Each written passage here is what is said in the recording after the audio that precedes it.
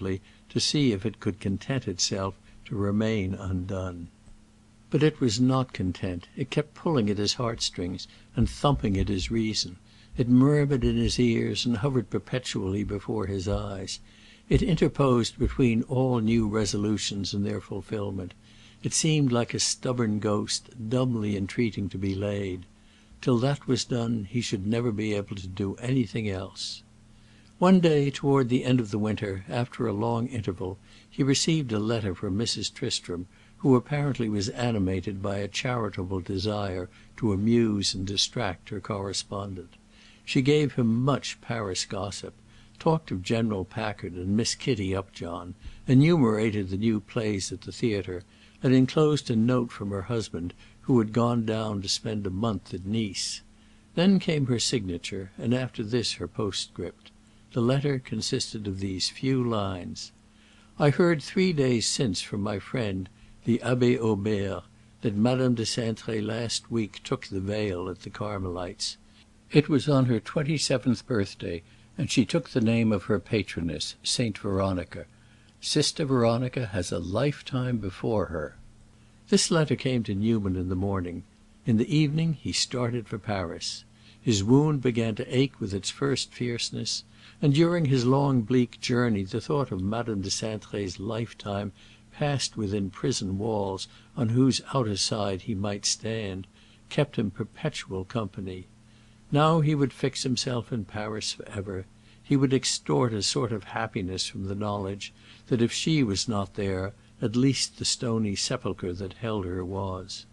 He descended unannounced upon Mrs. Bread, whom he found keeping lonely watch in his great empty saloons on the Boulevard Haussmann. They were as neat as a Dutch village. Mrs. Bread's only occupation had been removing individual dust particles.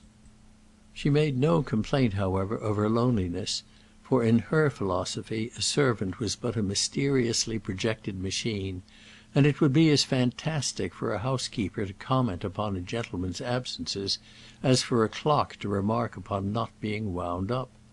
No particular clock, Mrs. Bread supposed, went all the time, and no particular servant could enjoy all the sunshine diffused by the career of an exacting master.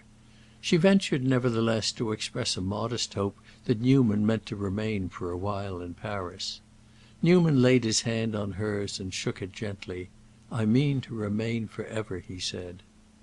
He went after this to see Mrs. Tristram, to whom he had telegraphed, and who expected him. She looked at him a moment and then shook her head. "This won't do," she said. "You have come back too soon." He sat down and asked about her husband and her children, tried even to inquire about Miss Dora Finch. In the midst of this, "Do you know where she is?" he asked abruptly. Mrs. Tristram hesitated a moment. Of course he couldn't mean Miss Dora Finch. Then she answered properly, "She has gone to the other house, in the Rue d'Enfer." After Newman had sat a while longer, looking very sombre, she went on, "You are not so good a man as I thought. You are more. More what?" Newman asked. "More unforgiving." "Good God!" cried Newman. "Do you expect me to forgive?" "No, not that. I have forgiven, so of course you can't. But you might forget. You have a worse temper about it than I should have expected. You look wicked. You look dangerous." "I may be dangerous," he said, "but I am not wicked. No, I am not wicked." And he got up to go. Mrs. Tristram asked him to come back to dinner, but he answered that he did not feel like pledging himself to be present at an entertainment, even as a solitary guest. Later in the evening, if he should be able, he would come. He walked away through the city, beside the Seine and over it, and took the direction of the Rue d'Enfer. The day had the softness of early spring, but the weather was gray and humid. Newman found himself in a part of Paris which he little knew, a region of convents and prisons, of streets bordered by long dead walls and traversed by a few wayfarers.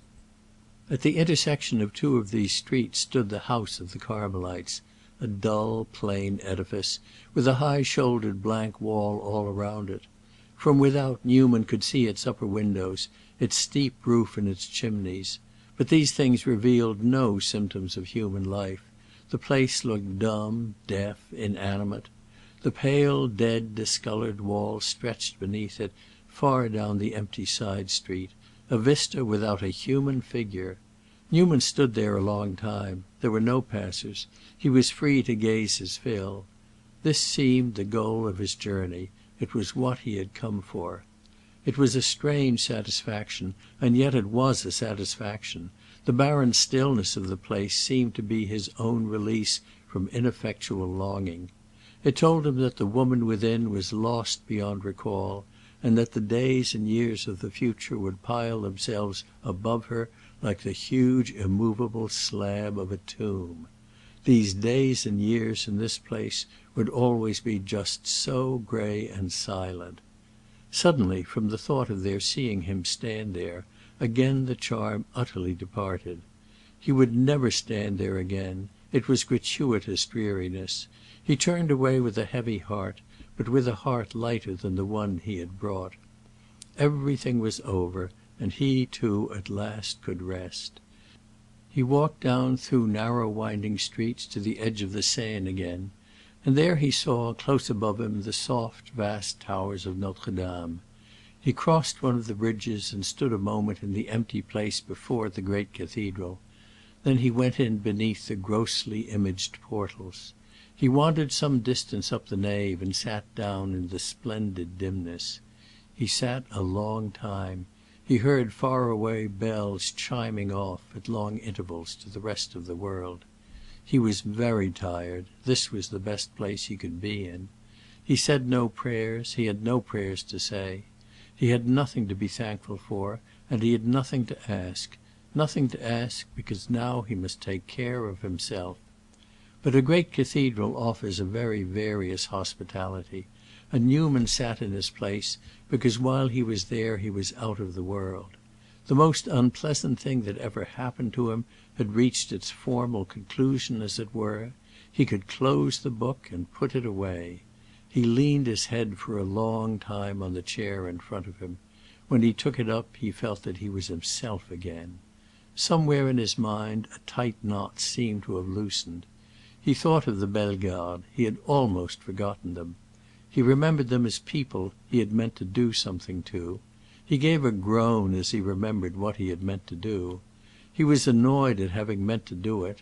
The bottom, suddenly, had fallen out of his revenge.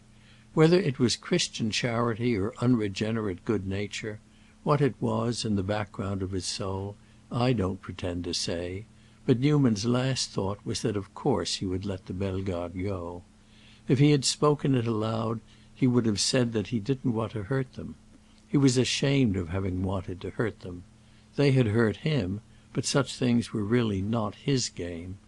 At last he got up and came out of the darkening church, not with the elastic step of a man who had won a victory or taken a resolve, but strolling soberly like a good-natured man who was still a little ashamed. Going home, he said to Mrs. Bread that he must trouble her to put back his things into the portmanteau she had unpacked the evening before. His gentle stewardess looked at him through eyes a trifle bedimmed. "Dear me, sir," she exclaimed, "I thought you said you were going to stay forever." "I meant that I was going to stay away forever," said Newman kindly.